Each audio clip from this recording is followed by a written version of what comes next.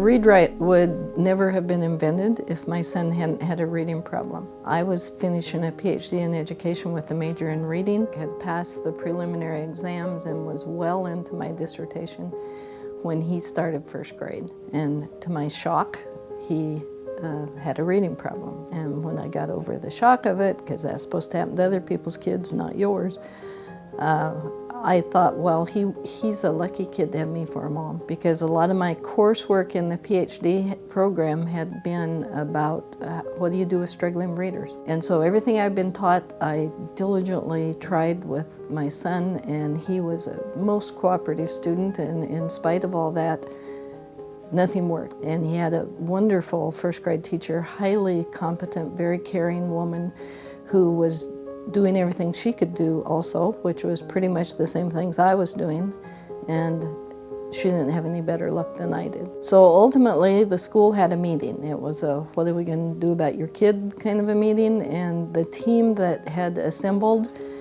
said, let's test him and see if he's learning disabled. And if he is, we have a program for LD kids across town. So I said, well, what's going to happen to him if he does test out to be learning disabled?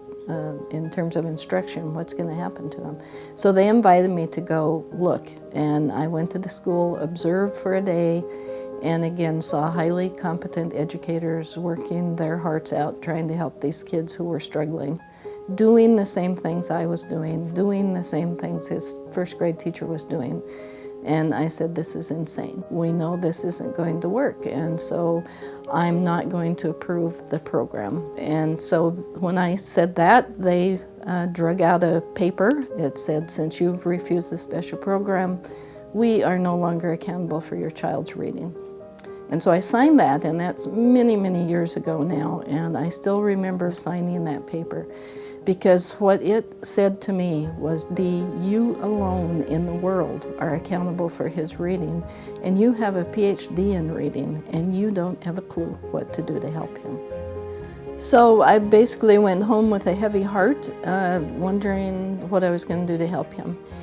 And after much thought, I finally came up with two what I thought were pretty fundamental questions, that if I could shed some light on those questions, that maybe ideas about how to teach reading more effectively might pop into my head. And those questions were, one, how does the brain learn a process? And the second question was, what does it brains do when they're reading well? And so armed with those questions, I went to the library to do research.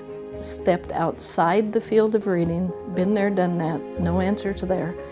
And instead, I looked at various fields of inquiry that I thought might shed light on those two questions. What I hadn't counted on was the amount of time that it was going to take me. It was 3 years from start to finish for those new ideas to come to me. And in the meantime, while I was doing that research, I had been hands-off with my child. So by that time, he was in third grade for the second time, and still struggling mightily with a fairly severe reading problem. So I started working with him eagerly, hoping to see an incremental improvement, which is what you learn to look for when you're working with struggling readers. And frequently you don't see that. And so that's what I hope to see. And instead, to my amazement, I saw a total elimination of the reading problem in 3 months, just gone, as if it had never occurred. Once my son's reading problem was eliminated through what we today call Read-Write, he never again had any problems in school. He just didn't have to confront the barrier that reading problems cause once that had been eliminated in third grade. He graduated from a major university, and he came to work for Read-Write a couple of years after he graduated from college. He's my research assistant, and he's probably our most obsessed employee.